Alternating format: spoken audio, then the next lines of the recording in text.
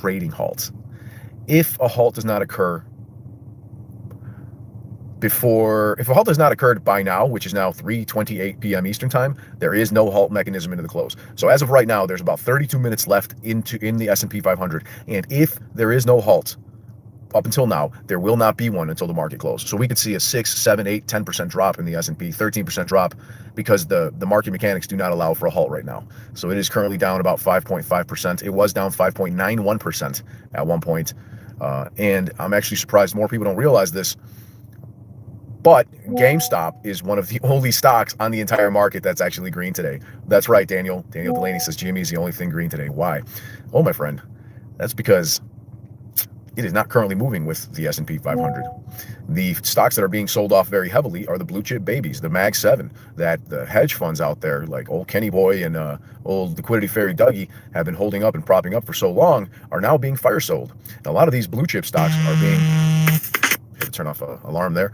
A lot of these blue chips are being fire sold right now in order for these guys to maintain their margin positions, to maintain their short positions. You got to keep that in mind. They're not long on GameStop and AMC in the same way that they are shorting them. They're massively shorting those companies. But right now we're seeing massive drops in the 10-year yield, and it's because people are buying U.S. government debt. Donald Trump and U.S. Treasury Secretary Scott Bessent are not worried about the stock market. They are crashing the stock market on purpose. And so far, over $9.6 trillion has been lost on the stock market in the last few weeks here, because they are purposely trying to crash the equities markets in order to bring down the 10-year Treasury yield. It's because people are buying U.S. government debt and not selling it. And so the increased demand drives up prices and sends the yields down. Now, when the 10-year yield drops, borrowing becomes much, much cheaper. Borrowing costs in the economy go down, mortgages get cheaper, business loans get cheaper, personal credit lines, etc. And that'll ease pressure on everything from the housing market to the credit markets. So again, right now with the 10-year being around 4.0%, which is the lowest we've seen in a long time, thanks to Trump undoing a lot of the free money that Biden implemented. Without a Federal Reserve cut or triggering a recession, economists will be writing these books for decades. They will get it below 3.5% soon, but for now it's at 4%, which means that the 30-year mortgage rate has dropped to about 6.5% on average right now. So a little bit earlier today, not long ago, President Trump said that the Federal Reserve Chair Powell is always late to cut interest rates, always. And we know this is true because the market crashes usually happen after the Fed pivot. And that's exactly what we've seen now. The Fed started their pivot, and now we're starting to see the market crashes. But President Trump said, quote, Fed Chair Powell is always late to cut rates. Cut interest rates, Jerome, and stop playing politics, end quote. And Jerome Powell came out and he said that it is, quote, too soon to determine the appropriate policy path, end quote. So they are publicly fighting right now about interest rate cuts. Donald Trump understands that it is a good move to cut interest rates. And a lot of people don't seem to understand that they believe what the mainstream media is telling them. And the mainstream media is telling people that tariffs are inflationary. But the reality of the fact is that more companies are creating jobs in the United States. GM just announced thousands of more jobs at their new plants. Hyundai did the same. A lot of companies are coming in from overseas. And the reality is that even if in the very short term, very short term, some prices do go up, in the long term, in the mid to long term, in the several months and in the coming years, prices are going to be coming down much more dramatically than they would otherwise, because tariffs are deflationary. We have seen people like Chuck Schumer say this years back when they were pushing for tariffs. We've seen Nancy Pelosi say this, and we have seen Jim Cramer say this. But now that the shoe's on the other foot and the Democrats don't want these tariffs to take place, well, now all of these people are claiming that tariffs are going to raise prices for everything. Do not believe the crap that you hear on mainstream media. The same people that are bought out by the deep state and the globalists. They have a vested interest in keeping jobs outside of the United States. Yes, Oregon Wild Boy says a great point. Short-term pain for long-term gains. You are absolutely correct, my friend. Tyler, Keenan, C. Cyrus, Mama Bear, ladies and gentlemen, it's great to see you. Tony says, finally, that black swan appears in the effing sky. We're going to be so freaking rich. Yes, GME is the stock market right now, as if you're bullish, as a matter of fact. Yes, in case you guys are wondering, I am short the SPY. I am short SLV in the short term. Again, I understand that when the markets come down, SLV tends to move along with it. And then If there's a situation where margin calls occur, then it can go in the opposite direction. I am long the call on companies like GameStop and AMC, and I am a strong believer and holder that these stocks sometimes run with the market most of the time, but when they don't, which is during times of margin calls, market volatility, market stress, well, we've seen what can happen multiple times now, not once, not twice, not thrice. I mean, many times we have seen AMC and GameStop increase hundreds of percentages, thousands of percentages. So today I went even longer with my GameStop and with my AMC and went long the call and took on some leverage in that sense. I did as well go buy some more SPY puts. I have been taking out SPY puts for the last several days. I did a bit of a straddle. I took out some SPY calls yesterday and I was like, this is going to bite me in the ass, so I'm not going to put a lot of money into it. And I was absolutely right. There was absolutely no point in doing that, but that's okay. The profits that I've made recently in the SPY puts have been phenomenal in comparison to what little minuscule I lost on going along the call. And that was just more of a contrarian effort, when a lot of people start to, let's put it this way, capitulation hasn't even happened yet. The VIX did not even break 30 yesterday. And for the market to be down 5% yesterday and the VIX to still be sub 30, gee, I can't even remember the last time that happened, folks. That is a huge deal. Because that is extremely, extremely unlikely. And the only way that happens is if it is a controlled sell-off by these firms, by these hedge funds, by these market makers. And they were doing so with the understanding that they have to close a lot of their long positions on the Mag 7 because they are over-leveraged in those long positions, and they have to maintain a certain cash collateral and certain cash positions. And it's kind of like a race out the door. It's the first ones to leave. So it is official now, ladies and gentlemen. The U.S. stock market has now lost over $10 trillion since Donald Trump took office. And guess what? 87% of the entire stock market is owned by the top 7%. The top 7% in the world own 87% of all stocks in the United States stock market. So the richest people in the world, the globalists, the deep state, the ones that pay mainstream media to push their narrative, are the same ones that own the majority of stocks. They're the same ones out there telling you that Donald Trump is evil, that prices are going to go up, that they're doing everything they can that he's doing something to hurt the American people. But the reality is that for the first time in my entire life, fucking life, there is a president that is putting the 99% above the 1%, and they fucking hate it.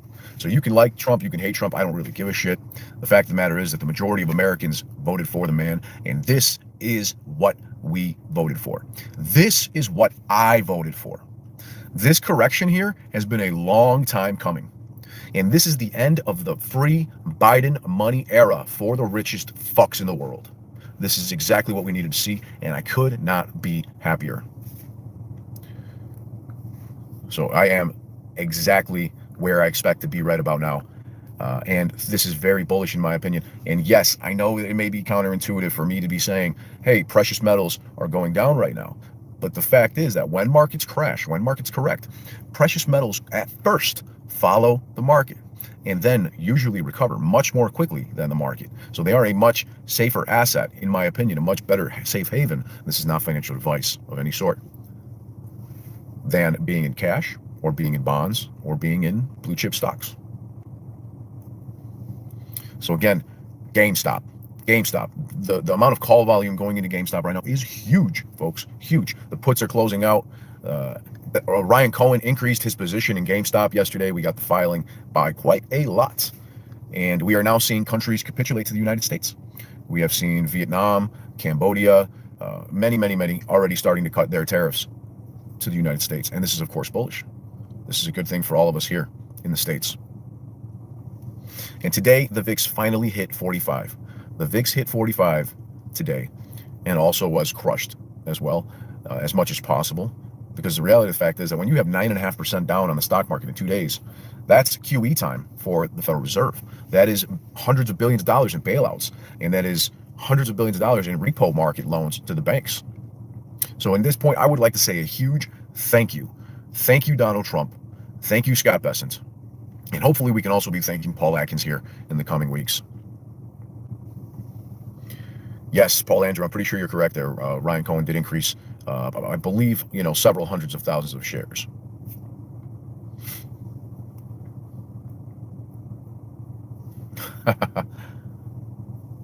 Yeah, and people are still are getting a little concerned about the gold sell-off and the silver sell-off, but they're still up, 6% for the month. At least gold is, that's for sure. And the S&P right now is attempting a rally into the final 30 minutes of the trading, currently around 513, being down as low as 507 on the SPY not too long ago. Very, very good to see, looking at my chart right now. And this has been the worst day for defense stocks since March of 2020. What does that tell you, folks? The 10-year Treasury yield rate is 15 basis points off of its morning low. That is definitely looking good for not the world's richest people, let's put it that way. Cheers, folks. I gotta go pick up my kid from school. I've been really busy working on Lit Exchange with the development team and the engineering team. So I apologize, folks. We're doing a lot of QA testing right now, a lot of innovations, a lot of work with the artificial intelligence. And it has been really, I've been working like crazy long hours on that. So I apologize, I haven't done very many live streams. So when I get a chance, I just do these kind of shorter streams just to keep you guys posted and updated here. And I'm not fucking leaving. I'm not going anywhere. Markets are doing exactly what I had hoped. Even stocks out there like GameStop and AMC, one is up, the other one is down, are doing about what I expected. And they usually, remember, and they're running separately. They're running separately right now. GameStop is running inverse to the market. AMC is running with the market. But as we've seen, due to the derivatives baskets of GameStop, the derivatives baskets held with stocks like GameStop and AMC and COS and etc. When one runs, there's volatility in all, volume increases in all, and the entire basket starts to go nuts. King Louis, when did I say I'm not bullish on GME and AMC? I'm absolutely bullish on them both, my friend. I said at the beginning of this live stream, in case you didn't see it, I am long the call and long on both stocks, GameStop and AMC. Cheers, my friends. Gotta go. Have a great one. Oh, before I go for the weekend, we're gonna be so fucking rich. And that's what I want to talk to you about to start here, Josh, where we are now. Because the damage that the president and the administration have caused to all of this doesn't just reverse in a day. And I think you're starting to see some of that. We still have tariffs, big ones on China. They're going to hurt growth. And that's why recession possibilities are still as elevated as they are. What do you see? I think this is like the aftermath of yet another bear market bounce. And these things are mentally debilitating for investors precisely because of how quickly they slip away. Yesterday is the 10th best day of all time for the S&P 500. I heard that breathlessly reported everywhere. I saw the tables, all the graphs, all the charts. What didn't necessarily accompany that commentary was the context in which we've seen the other 9 best days of all time. And I'll spoil it for you. Typically, they take place in years like 1933 and 2008 and 1931, and they happen when the market is in a 75% drawdown. A 48% in October 13th of 2008 was the 6th best day ever. We had a huge 11.6% run. We were already down 35.9% from the high. Yesterday is peculiar in that it didn't take place in a statistical bear market down 20% or worse. It's a little bit shallower than that, but from my perspective, close enough. Horseshoes and hand grenades. The median stock was in its own bear market. Most sectors that matter with market cap were in their own bear market. So what happened yesterday, while it was exhilarating and remarkable and a lot of fun and a lot of backslapping and a lot of rich kids who are really proud of themselves because they grew up insulated from the consequences of their own actions, the end result today is, oh, wait a minute, maybe we put the financial crisis on hold, but we still get to have a recession. So that's how I feel. And I don't want to get too negative, and I'm not out shorting the market, I'm not a hedge fund, but I just want to give people a really accurate picture that this feels more to me like a classic bear market than it does a correction or a dip or a quote-unquote healthy pullback. Yeah. So, Steph, the VIX, which was at 50 yesterday and then got a lot of air taken out of that balloon, is on the rise again by a lot. It's at 42.5. It underscores, where we are. I thought Sarah's point was important, too, at the end of the prior hour. It's the dollar's worst day since 2022. The typical safe havens have not been such. Dollar bonds, munis, for example, which a lot of our viewers, I'm sure, are invested in. I'm wondering what you do in an environment, as I said, the damage that was caused here, the self-inflicted damage that was caused on these markets, doesn't reverse in a day. It definitely does not. There's still a lot of skeptics out there. I didn't see anyone really reverse course that was negative that went to positive. Numbers are coming down. Estimates are being reduced. They have been for a while. Target prices are getting cut.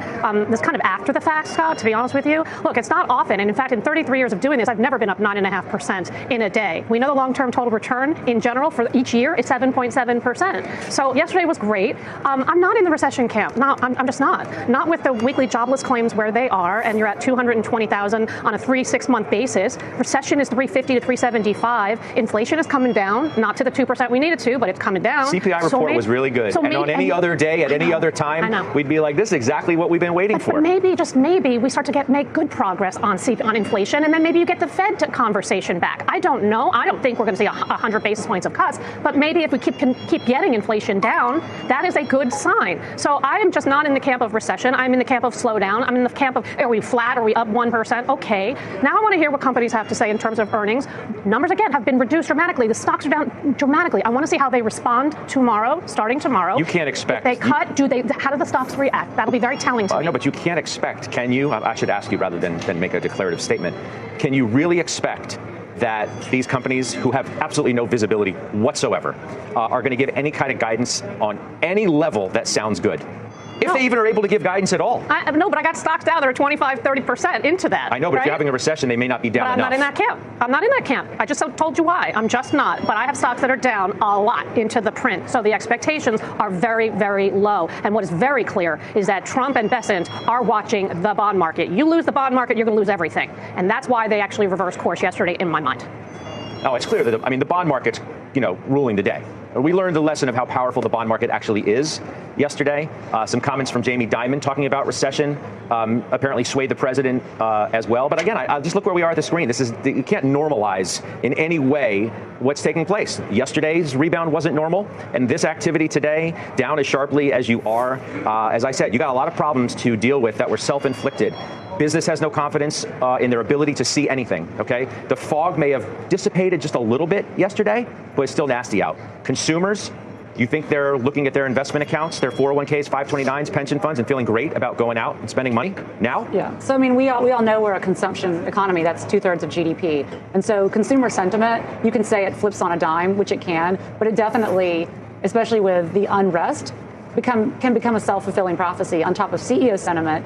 And it's just hard to believe that we're on the precipice of earnings seasons. And I think every company is going to come out like Delta and say, I don't know guidance. How can you say that with a straight face as a CEO? And I think the banks will be really interesting because they're at the epicenter because they have how much are they going to spend, M&A, et cetera. And so I think we're going to continue to be in this, I still think this 2018 environment on steroids. And if you go back to 2018, you had 8 drawdowns between 8 and 15%. Half of those drawdowns were between 10 and 15%. And I think what other nugget you have to sprinkle into this is the Fed is not going to come in. There's no Fed put here unless, let's say, something breaks, but there's no Fed put because they're not going to be contra to a strategy or tactics they're not aware of. No, but if, people were speculating yesterday who just watch markets well, like Mohammed El-Arian, for example, who joined me on Closing Bell, that in his mind, the Fed wasn't that far away from having to do something. Whatever the something is, that's not a bullish environment. Stabilizing the Treasury market is historically not bullish. Yeah. I would also point out that 45 basis point swing in the 10-year is maniacal. Like, this is not, again, I want to say, oh, it's a pullback, just pick your favorite names and load up. I think you should be a buyer if you have a really long-term time horizon. You should not expect that the buys you make today will necessarily be rewarded a week from now. It's just a different environment. A 45 basis point swing in 3 days is the most that we've seen since 2022, which is another legit bear market.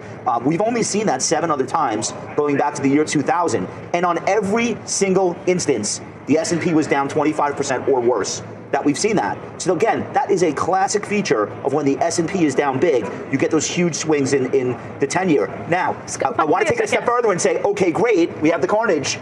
I just don't know if it's gone on long enough to really register. You've got the market down 15% from highs, 18% for the Nasdaq. You've got stocks that are down 30, 40, 50% from their highs. Agreed. So I would say, yeah, there's things to be concerned about, but you've got to look at opportunities for the long term. But here's the problem. Then so you buy a stock 35% in the hole, come out with earnings not as bad as feared. Maybe they even give guidance. 43% of companies in the S&P 500 give sequential guidance, so that would be great. And then the stock rallies by 10%. You say, I made a great buy. And then a week later, it's rolling back over lower lows. This is the main concern right now, I think, amongst Wall Street strategists. It's not, are these stocks compelling values? It's, is there a trapdoor in what looks like it should be the low? And joining us this morning, Kevin O'Leary, investor, CNBC contributor, Mr. Wonderful on CNBC's Shark Tank. Kevin, it's great seeing you. I thank you for your time this morning. Hey, Kevin, what's your reaction to this now? I guess when they went over the math, it's not 125%, it's 145%, the U.S. tariffs on Chinese goods. I've been an advocate for raising it to 400% in one move to force Xi to the table, because this narrative with China is not just about tariffs. Since China joined the WTO in 2020, or it's actually 2000, they have not abided by the rules in any single year. There is no way you can figure out or settle a trade dispute with them, although they said they'd agree to do that. They never did. They have been constantly stealing American IP, including many from my companies. We have not been able to litigate there. There is no resolution available to us. They are using our financial markets. I have to compete with Chinese companies that don't abide by GAAP, listing on Nasdaq and the New York Stock Exchange for investors' dollars, and I am forced to comply, and they're not. They're allowed to use our legal system to sue me here in the United States. I can't do the same in China. So I'm just one hand. I put up my hand. I was testifying yesterday at the China hearings in Washington, and I said I've had enough. And I expect you, lawmakers, and the administration to finally go to task and settle this once and for all, because I don't care if it's 1,000% tariffs. They have to come to the table now and not just settle this trade war. They need to settle all of this unbalanced situation. We need all of us. Look, I have nothing against the Chinese people. I love the Chinese people. All of their contributions to culture over the millennia is well documented. It's the government. They cheat, they steal, they don't play by the rules, and I've had enough. And so I would like this thing worked out. I don't care about the volatility. I don't care if Trump ratchets it up 25% a day. What do you mean? Wait, Kevin, what do you mean you don't care about volatility if volatility has a direct impact on us as the consumers? Because we have to fix this problem once and for all. It's killing us. It's killing small business in America. It's killing large businesses.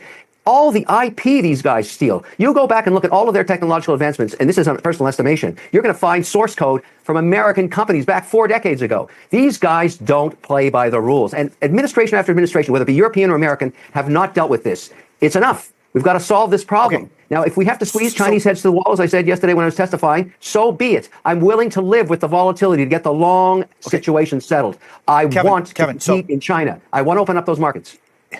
If what you're saying is carried out to its ultimate solution, you're talking about the fact that China, the regime, has a system in place that is able to manipulate the world, its currency, and everything else because of its totalitarian nature. Now, we can talk about what happened in 48. We can talk about what happened with Taiwan. We can talk about everything else. But Kevin, it's a reality. The Cultural Revolution in China killed millions of people so that people would remember that they had to remain silent. What you're saying is, I've had enough with China, but you're good with it? No, you're okay with it? No. On the contrary, but what I'm asking you is, what is the solution to dealing with China, a system that systematically violates human rights, Here's how and it that works. is able to use? Well, you asked me, I'm going to tell you. You got Xi. Okay. He's the supreme leader for life. What keeps him in power? Yes. Keeping people employed and fed. Now, when you shut down a factory, I think Janice Mackey-Frere just on before me, he's talked about this. When you shut down a factory, you put thousands, if not tens of thousands of people unemployed in China. They take burning torches, just like in a Frankenstein movie, up to the castle, and that's a bad outcome for the supreme leader. He knows that. Now, what's the largest consumer market on earth? The United States. Almost 40% of all goods consumed worldwide. What's the largest GDP? 25 or 26% GDP of the world? The United States of America. China needs the United States of America. We have the upper hand right now. We have the cards. Now's the time to settle this, because we may not be the largest economy forever, but right now we can squeeze Chinese, and I'm talking about the government, not the people, to comply with the laws and get a level playing field between China and the United States of America. If it takes a little volatility, a little indigestion, a little acid reflux, I don't care. I want this thing worked out now, because I can show you countless occurrences of where I've backed, as an investor, a company that gets to 5 million in sales with a consumer good or service on Amazon, on Alibaba, and then as soon as it hits 5 million, it's knocked off. They steal the IP, they manufacture it there, they sell it back into this market. I'm not okay with it. I'm not okay with that anymore. That's the nature of the regime. So what you're calling for is a regime change in China? No. We don't have to change a regime. Xi has to come to the table and understand he's got to work this out. Otherwise, there's a bad outcome for him. And listen, there's something else you should be aware of, and I saw this happen yesterday. It's now public information. This Paul Atkins guy was confirmed for the head of the SEC. And why that matters, I don't know if you saw that letter from Rick Scott, but he said, I'm not going to confirm you unless you agree to uphold the law that the previous administration did not uphold about delisting Chinese companies that do not abide by GAAP.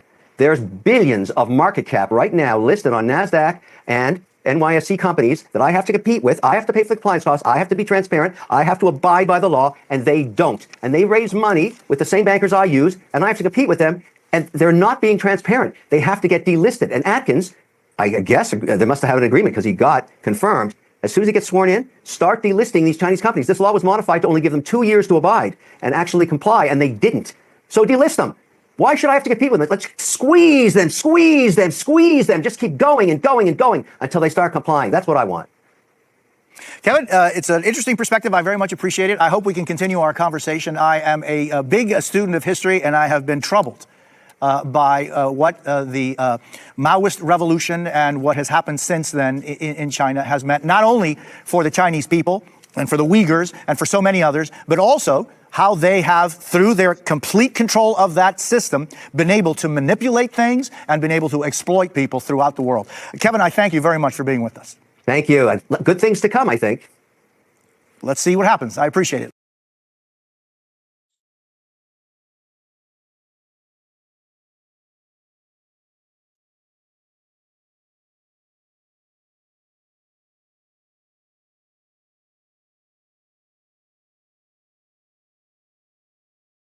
If you had bought the dip, you would have made money. What are you advising clients to do now?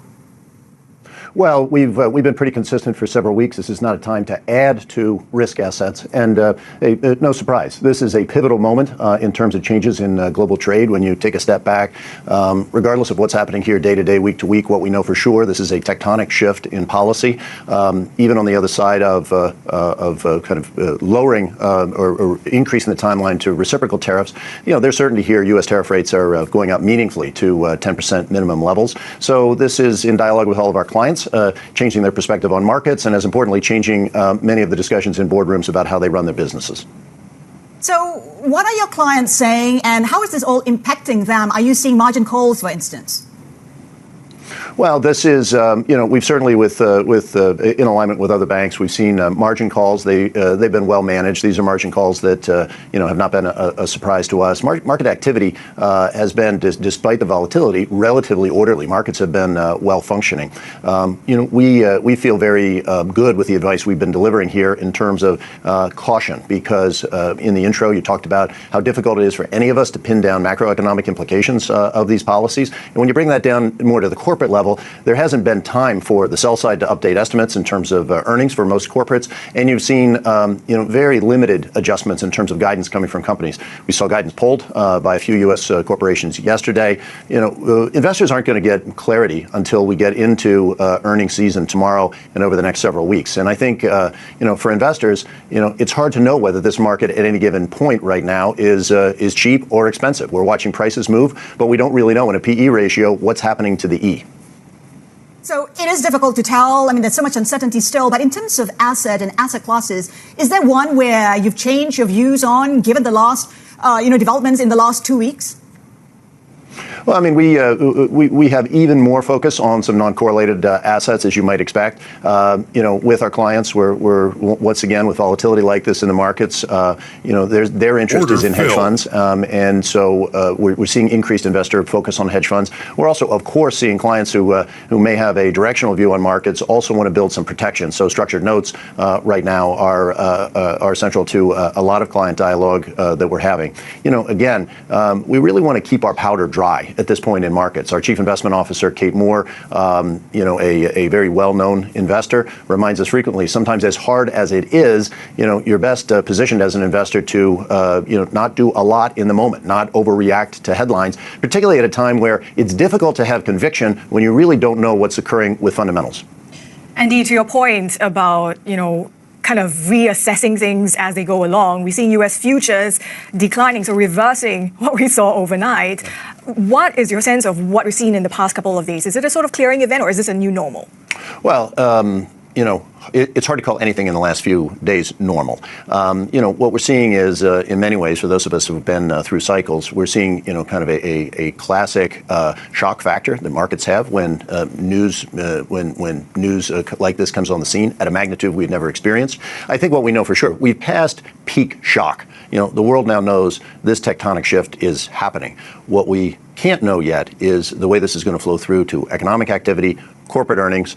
We saw some parts of our investor base react very quickly across Citi. Obviously, hedge funds were moving even before last week's announcement. Real money investors moving a little more slowly. I wouldn't say that we've seen wholesale selling of equities in U.S. retail yet. That takes a while to unfold, particularly given retirement plans in the U.S. and other more stable pockets of U.S. equity investment. So this is, we're in a different phase. And, I would say to investors who are thinking about, entering these markets, do so with caution and discipline, have a core asset allocation that's set. And to the extent you do want to, try to be in and out of this market, have it be very thoughtful, a limited amount of your portfolio and, with the appropriate order management, hedges so that, this market doesn't run away from you, because we're seeing, again, swings that are 9 sigma events yesterday in the U.S. markets. So that's for U.S. stocks. But what about for U.S. Treasuries? They're supposed to be the safest, right, in the world. Yet those ructions that we saw just a day ago, does this all complicate where investors kind of hide, take shelter from the storm? Well,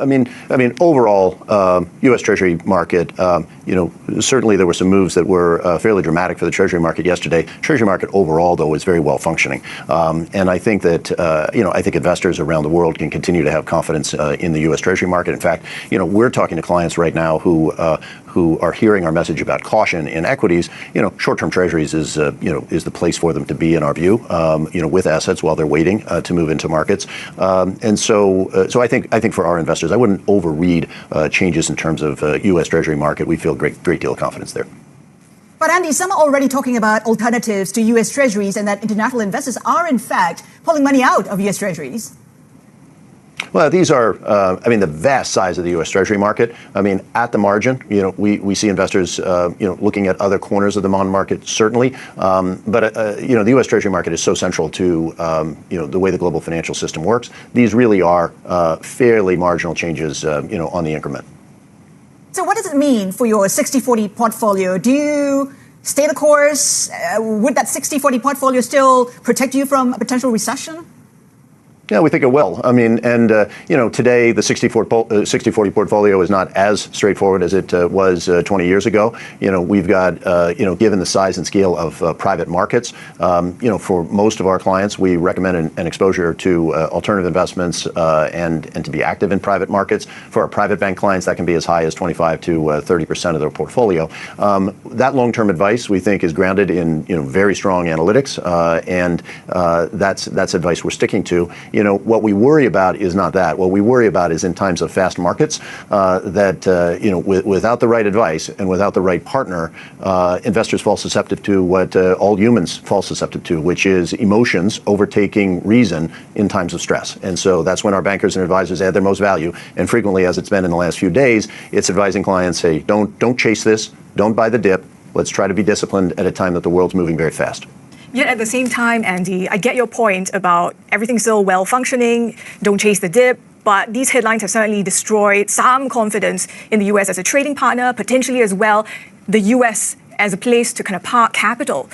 What are you seeing in terms of your clients and their concerns, longer-term damage being inflicted on the U.S.? If you take a step back, Citi's been around for 200 years. We've seen a lot of cycles across this business. What I think we hear from our clients is they're looking for a financial institution that has the perspective that comes from that scope of history at Citi. When you take that lens to today's moment, what you feel is certainly there are changes that are happening. Clients are looking for a clear-eyed analysis, however, not hour-to-hour interpretation of policy, and certainly not our view of policy. Therefore, what we see is rising volatility, uncertainty. We're trying to, again, point to fundamentals to kind of guide us with markets, and we're trying to do what is frequently difficult, which is say this may be the moment to not really do much of anything and to stay put. We think that there will be better points to enter on the other side of earnings, where we'll have a background of more economic data and more earnings data to have real conviction. So, Andy, just to be clear, Citi clients are not really looking to move their money from the US to other parts of the world? No, they're not right now. We certainly hear our clients in their businesses trying to think about operationally where they have people in operations. But as you know, hey, these are conversations which are very active right now. But these are multi-year decisions.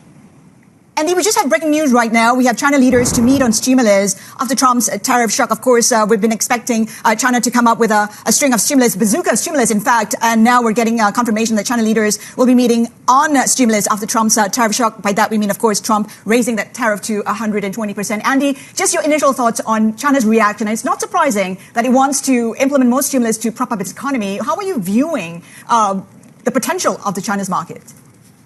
Well, I was in 5 cities in China last week.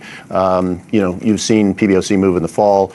President Xi engaging with the business community quite actively. DeepSeek. I mean, there's been a series of steps, in and around the Chinese economy, which have been, adding real momentum and demonstrating support for Chinese government for the business sector. What you've just shared with me is a next step there. I think it's a next step in a direction of travel, though, that's been set for quite some time. I came away from some of the meetings last week, seeing real vibrancy and real progress in the businesses that many Chinese corporates, are leading and driving. And again, this is one more reason why we're going to watch the tape, and we're going to be seeing news on the tape, on an hourly basis right now, which is extremely difficult to invest behind. Therefore, in fast markets, in times of volatility, a calm, clear-eyed approach is what carries clients forward. And of course, rising murmurs of a potential decoupling of the two biggest economies. How is a company like Citi navigating all of that? How are you assessing the risks? Well, this is a time when the global perspective, the global reach of Citi matters most to our clients. What we try is across our network to help clients get their arms around not just developments in Washington and developments that are taking place in Beijing, but how other corporations that we're serving are adjusting to meet the moment. Again, when you think about a time like this, the resources in the inside of the world's most global bank is more valuable than perhaps at any other time.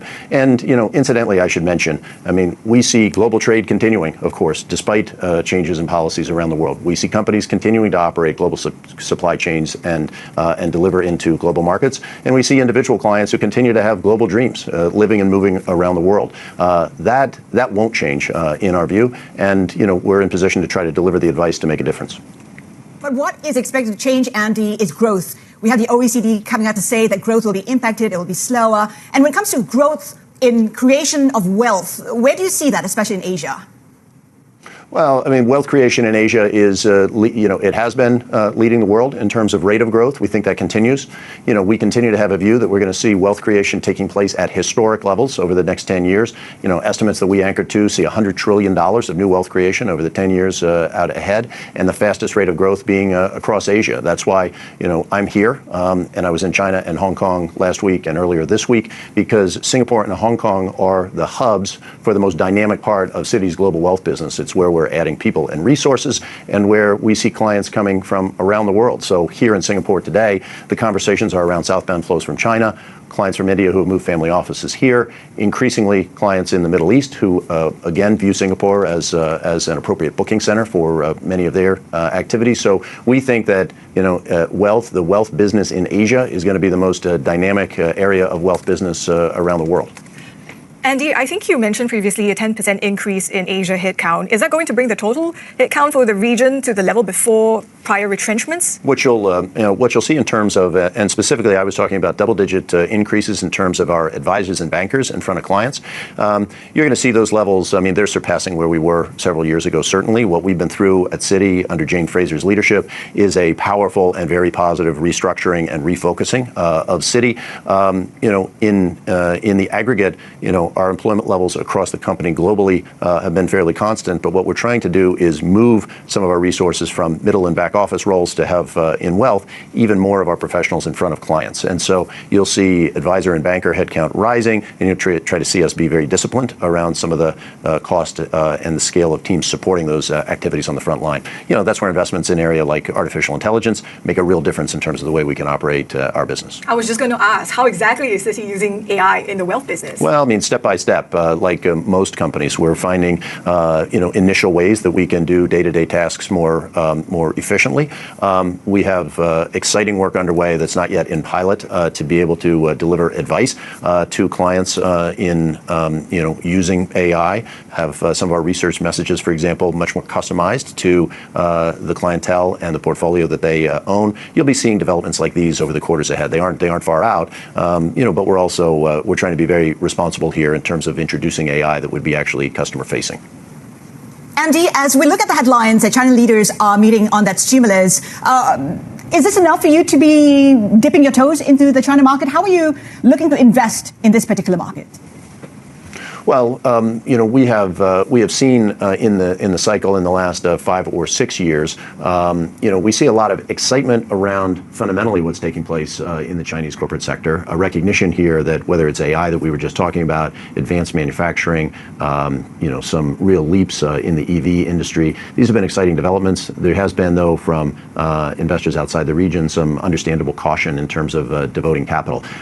We have a balanced, we have a global set of portfolio recommendations in terms of geographic balances of portfolios. Our investment committee, like most, will be meeting over the weeks ahead to try to make sense of the whole collection of changes which have occurred in the last few weeks. I don't want to front run that, but China equities and the China story is part of a global portfolio we talk to clients about, and again, our chief investment office will be reevaluating that over the coming weeks.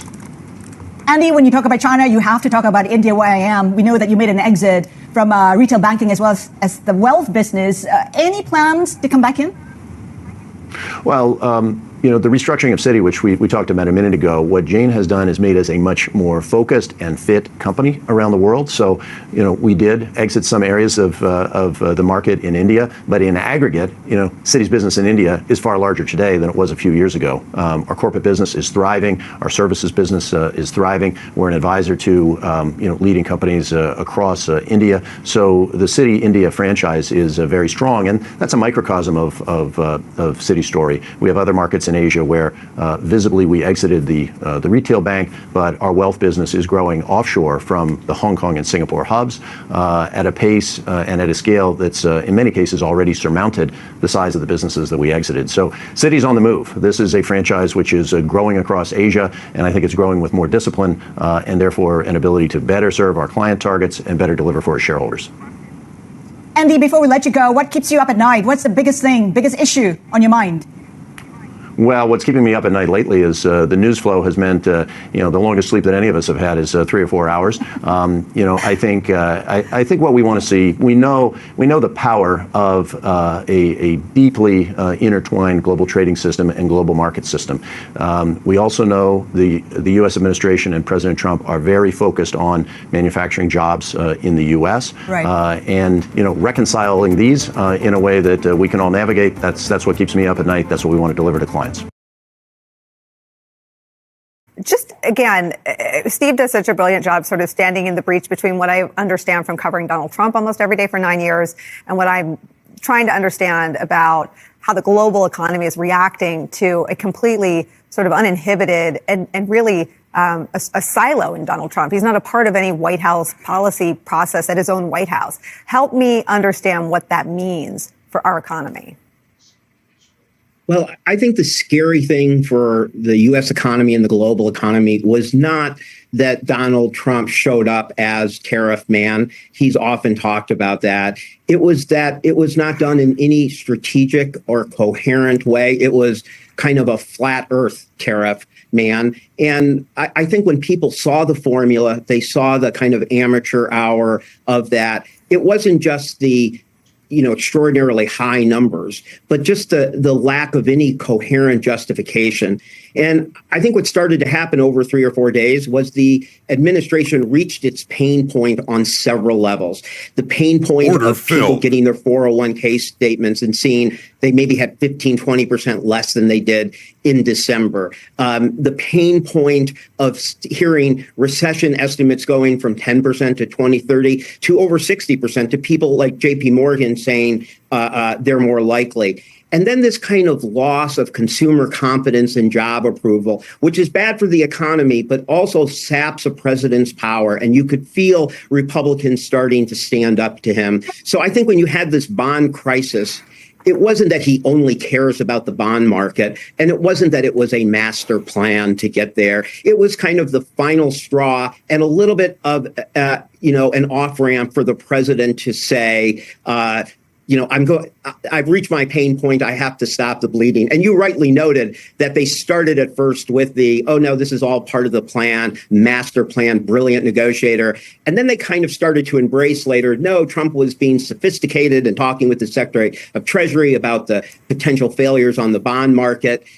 Whatever it was the final straw. And I think, as Steve said, what happened was there was a sense of relief. It was suddenly a rational move. There was more discussion that he might be relying more on his Secretary of Treasury.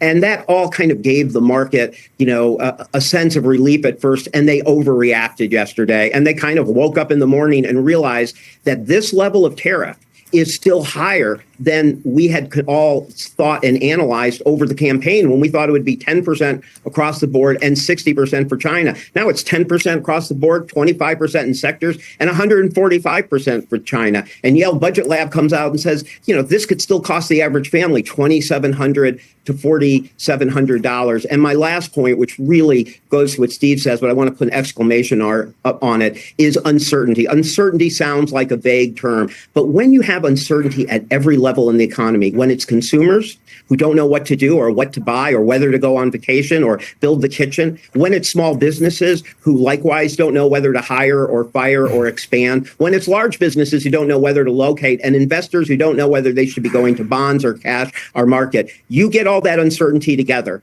If everybody simply pauses at the same time, you start having that stagflationary effect where growth is going down from the slowdown of everybody pausing, but inflation is expected to go up because of the tariffs, and that freezes the Federal Reserve. And that, I think, is the very bad situation that we are still in today and that the market, with a fresh cup of coffee, woke up to and realized.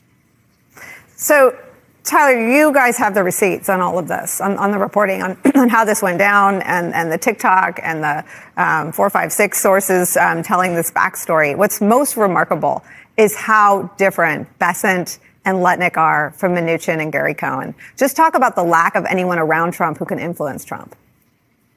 Yeah, I think that's what we saw play out over the last several weeks when the president announced he was going to go forward with this. And Nicole, I think it's important to note that it should be no surprise that the president wanted to instigate a trade war. He wanted to institute high tariffs across the board. He's talked extensively about this. But when he was getting closer to it, as we report in that story, numerous aides went to him, including Lutnick, to try to get him to do a more tailored approach. They wanted him to, focus on isolating China and not create global economic turmoil. That clearly didn't work. And after he made that announcement on so-called Liberation Day, aides continued to try to get him to shape and shift the response somewhat. They were unsuccessful in doing so. And I think a key moment in this sort of reversal is on Sunday. Scott Bessent, the Treasury Secretary, goes on Meet the Press and then hops on a commercial flight and flies down to Florida to get a private audience with the president to make the case directly to him and talk about the path forward. One of the things that he made clear to the president in speaking his language was to, tout his deal-making abilities. He said to him, "You're a great negotiator. Focus on the negotiations,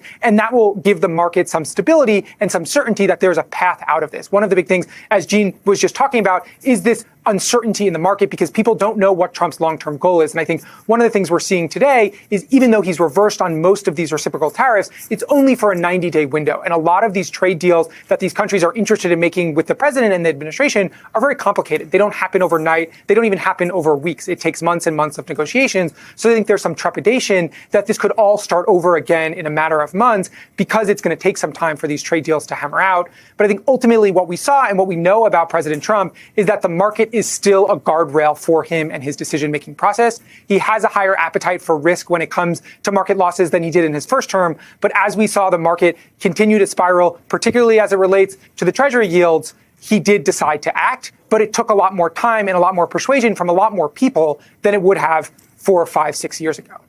Do you know who the White House hasn't mentioned caring about Tim O'Brien? The forgotten man and woman. Right. The average American consumer. Even though Besson said on Monday, we don't care about Wall Street, we care about Main Street. Everything they've been doing actually hurts both groups. And at the top of the show, you had this note that when people asked how Trump would approach this, Trump said instinctively. That should strike terror, I think, into the hearts of citizens, observers, anyone watching this play out, because Donald Trump's instincts are predatory. They're not constructive. And predatory works on the campaign trail. Predatory works when you're in business deals. It doesn't work when you're a leader. We want leaders, regardless of ideology or party, to be constructive. And he's not constructive. He doesn't look for constructive solutions to complex problems. That bores him. What he looks for most of the time is either self-aggrandizement or self-preservation. And he's now opened this Pandora's box around tariffs. That regardless of what they do in terms of drawing it down, and I suspect over the next 90 days that they might even try to soften, the tariff rates even further and sort of allow him to back out of this without proving or demonstrating that he's caved. But we already have a real world example of what happens when a country does this, and it's Brexit. In 2016, the UK turned its back on the rest of Europe and said, we don't need to trade with you. We can go our own way politically and economically. And it did enormous lasting damage to the British economy that they're still living with. They don't have enough workers in hotels. They don't have enough workers in restaurants. Their trade balances are askew and their economy has been anemic because of it.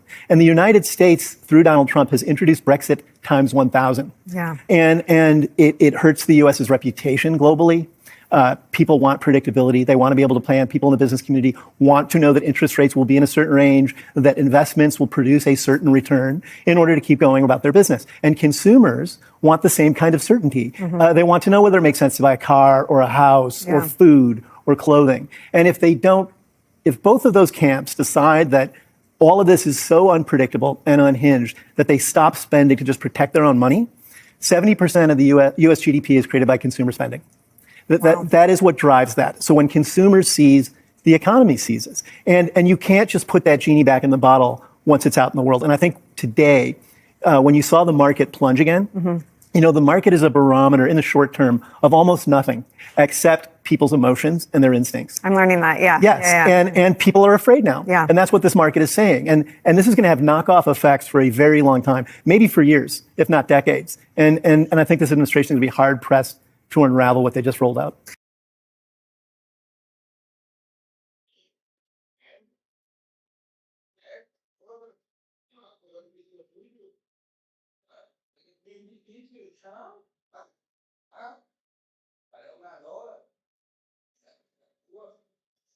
Well, Janet Yellen served as U.S. Treasury Secretary from 2021 until earlier this year. Before that, she ran the U.S. Federal Reserve from 2014 to 2018, the first woman to hold both of those high-profile jobs. And she joins us now for an exclusive interview. Secretary Yellen, thank you so much for joining us. Welcome to the program. So there has been a collective sigh of relief now that 90-day pause has been announced, not including the 10% tariff. But there is still so much uncertainty about what comes next. The Economist headline this morning reads this: Trump's incoherent trade policy will do lasting damage. Even after his backtracking, the president has done profound harm to the world economy. Do you agree with that assessment? I completely agree with it. Of course, it was a relief that the reciprocal tariffs that would have affected more than 180 countries, that a pause was placed on those. But still, even if they never go into effect, the U.S. and global economies have suffered a huge protectionist shock.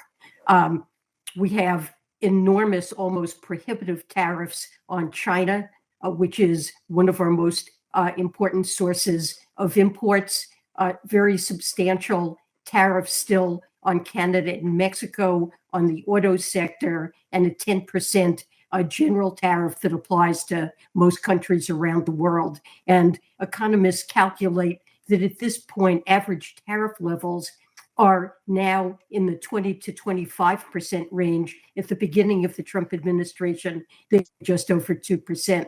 So even if the reciprocal tariffs are abandoned, we have the highest average tariff rate since 1934.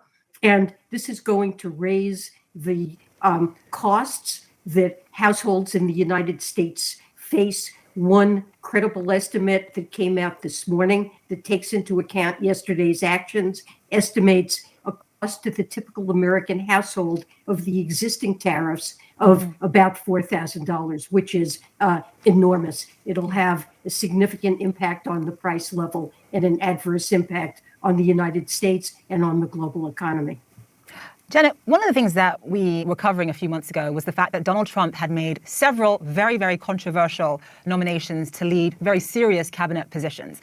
However, when Scott Bessent was nominated, there was really this sort of collective sigh of relief on Wall Street, where a lot of people thought, wow, you finally have a grown-up in one of the most important cabinet positions at the White House. Obviously, this man is a very successful hedge fund manager. When you look at what is happening right now, here you have somebody who had the same job as you, somebody as Treasury Secretary, essentially trying to convince the American people that a global trade war would actually benefit them, that it would benefit Main Street. What advice do you have for your successor? Well, my advice to my successor and to other senior economic officials is that all of them should be explaining to the president why his policies are so damaging to the American economy and why they will harm American workers and households, as well as people around the world. And economists are really in agreement about this. It coincides with the headline that you read to me just a few minutes ago. And they should make sure that the president understands this reasoning, understands what impact it has been having on markets, why it's so dangerous, and that there needs to be a coherent public message about the rationale for tariffs that have been put in place and how the approach that's being implemented achieves those goals. And that hasn't happened. I don't know what's happening inside the Trump administration, but my hope would be that although my successor has been supporting President Trump's approach, that he's giving good advice behind closed doors. Secretary Yellen, interest rates on U.S. Treasury bonds typically go down during crises like this as investors flock to what they view as a safe haven. That didn't happen this time, and it's reported that that's one of the reasons that President Trump even put a pause on these tariffs. Let me ask you, have foreign investors lost faith, in your view, in the credibility of the United States? Well, I think they're asking hard questions about the credibility of U.S. policy and what role the U.S. will have going forward in the global economy, whether or not we'll have predictable economic policy and remain a strong positive global force. And we saw that playing out over the last several days. As you mentioned, normally when uncertainty is so high as it is now, people go to safe havens. They want to be more secure and they buy safe haven assets. And treasuries, U.S. treasuries, are the classic safe haven asset. So you would expect to see treasury yields decline. And when that happens, the dollar would typically go down. But what we saw instead is that yields rose meaningfully, and that this seemed to suggest both the downward pressure on the dollar and the downward pressure on bond prices, that investors were questioning whether or not treasuries really are a safe haven. And, this could be very damaging. It caused highly leveraged hedge funds that hold U.S. treasuries to begin to sell their holdings. And that's something that could really begin to trigger financial instability if there is a massive sales of U.S. treasuries. So my understanding is that this is something that was an influence on President Trump in getting him to pause the reciprocal tariffs, and it's certainly something that should be of concern. Secretary, I want to talk about another one of your successors, Jerome Powell. Jerome Powell's term ends in 2026, so in about a year or so. If you go back to Donald Trump's first term, he tried to sort of make very kind of controversial picks for the Federal Reserve Board of Governors, as I'm sure you remember, including Stephen Moore, including Judith Shelton. These are people who have very extreme views and are extremely controversial. He failed that time around. How concerned are you on that front if he's able to succeed on some of those controversial picks this time around? Well, I am concerned because I see the Fed as a tremendous source of stability in economic policy making. The Fed is independent. It prizes its independence. It focuses squarely on carrying out its dual mandate for price stability and maximum employment. And it's been very predictable and I believe very thoughtful and sensible in its policy approach. And this really relies on good appointments of all of the officials who serve on the Federal Open Market Committee. I think that Jay Powell has done an excellent job of leading it. And yes, certainly in the past, President Trump has attempted to appoint individuals with ideas that are, I think, dangerous and certainly not mainstream. But it is a committee that's important. And to be successful, a chairman doesn't dictate policy.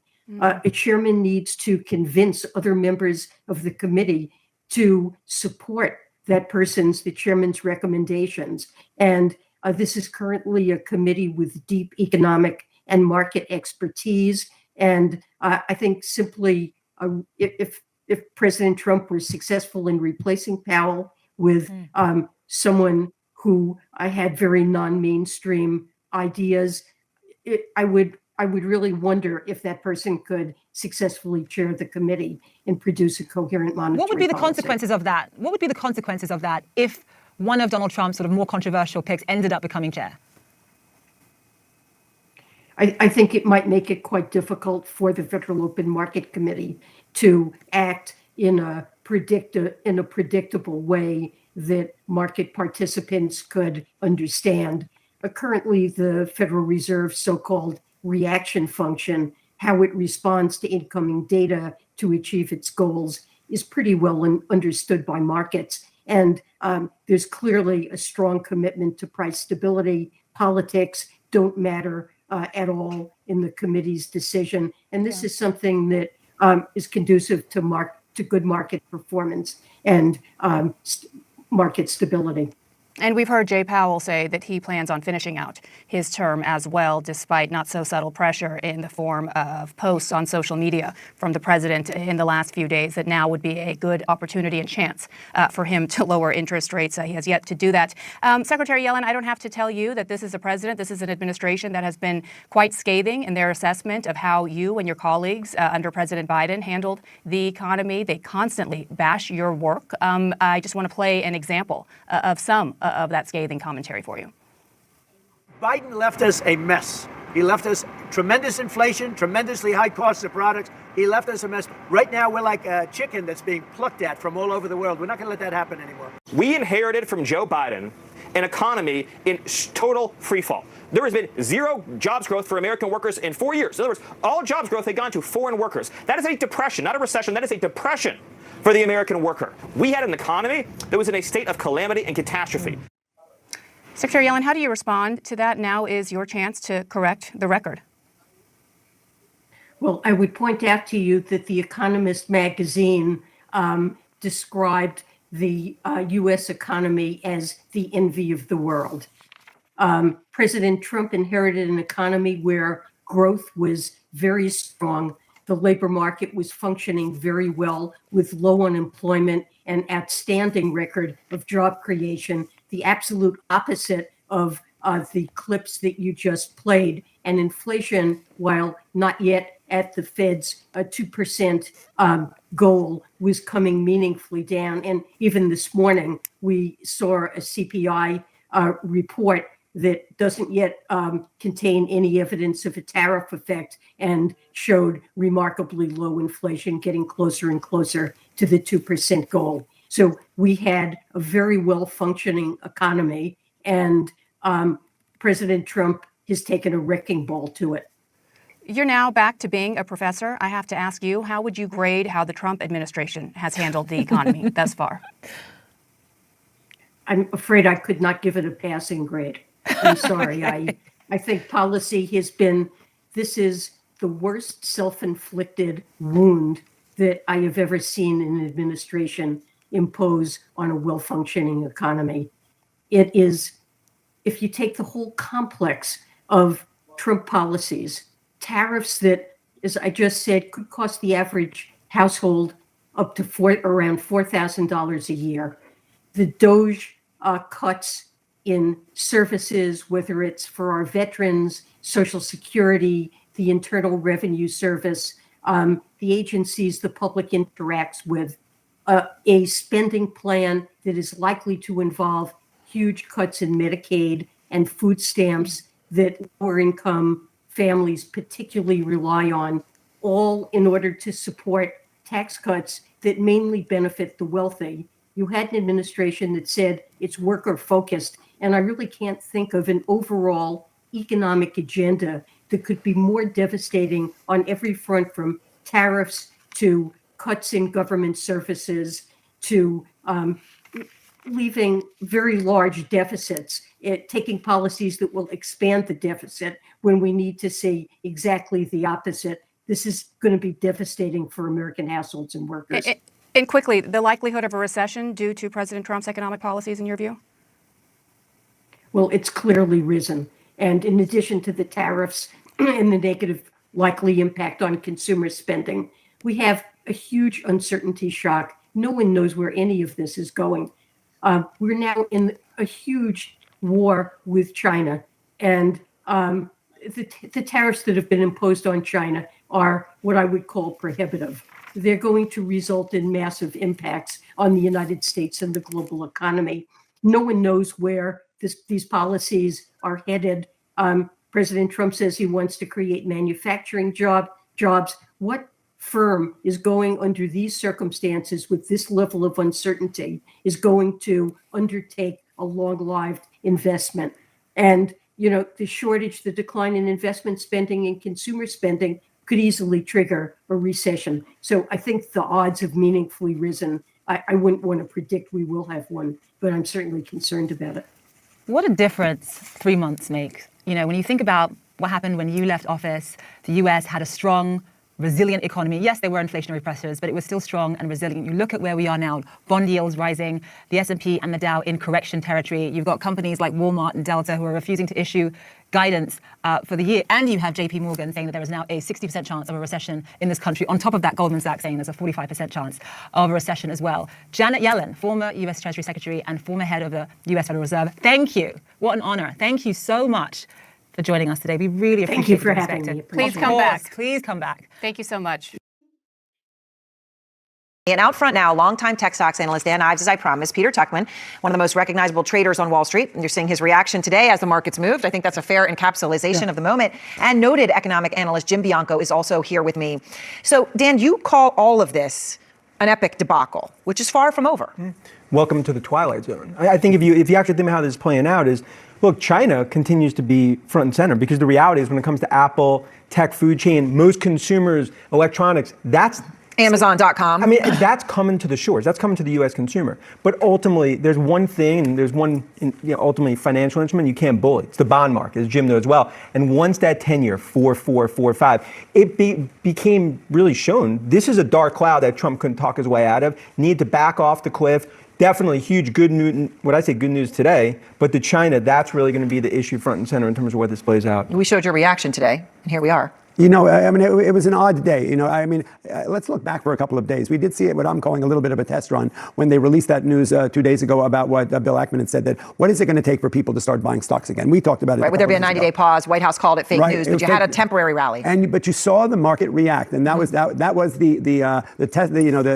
test run for what happened today. Can you imagine if he had actually done that and the market did not react that way? So he needed to know that if he in fact did that the market would react the way it did. And it was with the ban. The rally that was trillions of dollars, right? Yep. We saw that. There was the initial little note that Bassett had changed his decision to go meet with some Congress people and was called to the White House. The next thing you see is Trump on Truth Social announcing the 90-day pause in the exact same words that had happened 2 days ago, and the market's reaction was incredible. I mean, you're talking, 500 points in the S&P, never seen before. 2,000 points up. We closed up on the Dow. I mean, the amount of money that came into that market, it was a number of things. It was probably a major short cover. It was a lot of real buying ongoing allocation of dollars into the marketplace. So, but an incredibly unprecedented moment, Jim, that you say all of this, that is still unfolding, right? Still unfolding. But as you're watching that terrifying moment with what we saw in the bond market, it was terrifying. It's sort of at the precipice of, I don't know.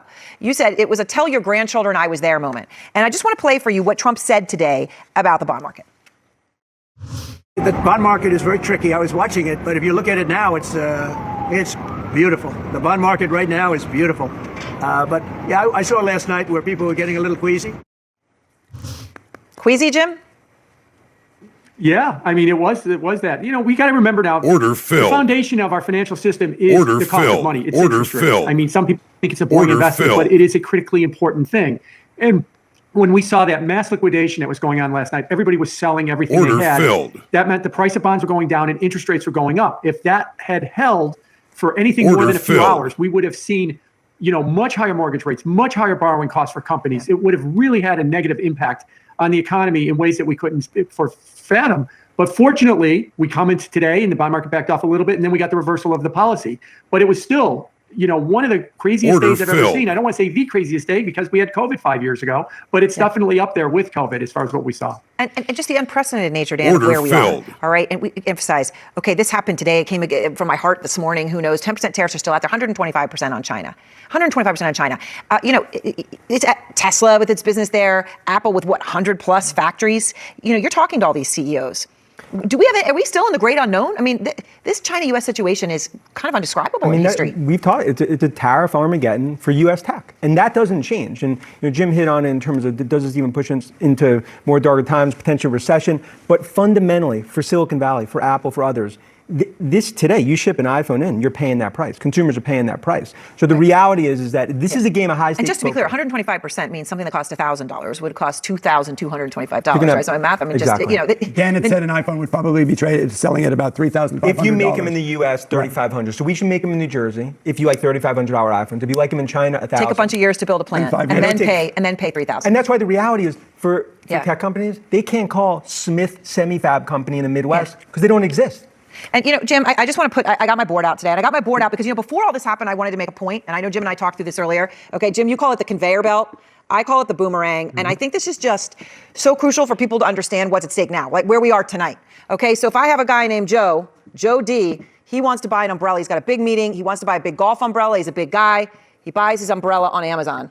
Goes to Amazon, he pays, I just looked it up, $21.98, okay? So he gets his umbrella, comes in a couple days.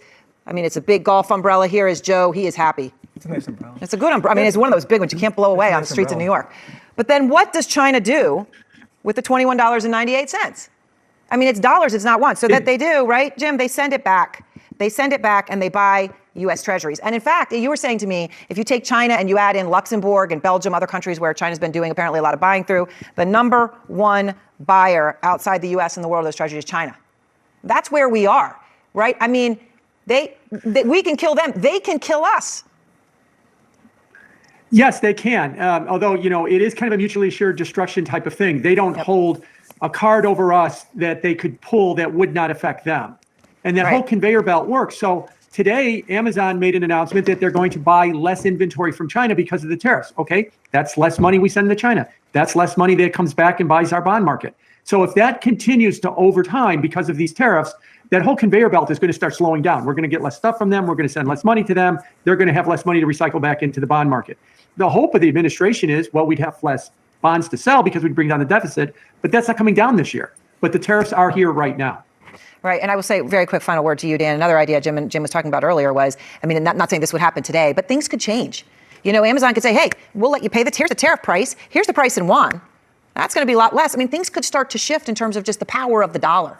It's coming in the coming days, weeks, to the U.S. consumer. Yeah. Right? This is not just a stock market. We're talking about what's coming to the U.S. consumer. You know what? Look, we saw today that apparently Apple had commissioned 4 major planes stuffed with billions of dollars of iPhones to be flown into the United States to arrive before the tariffs take effect. Can you imagine when the biggest company in the world actually, the effect it's going to have, as we talked about, on them with this going through to the point where they felt it was worthwhile to actually commission charter extra planes packed with iPhones to arrive here to save a few $1 billion, that should be like a flashing red light going, you know what, we don't even know how the ramifications of what this is going to have on Apple and all the other companies. Welcome to Twilight Zone.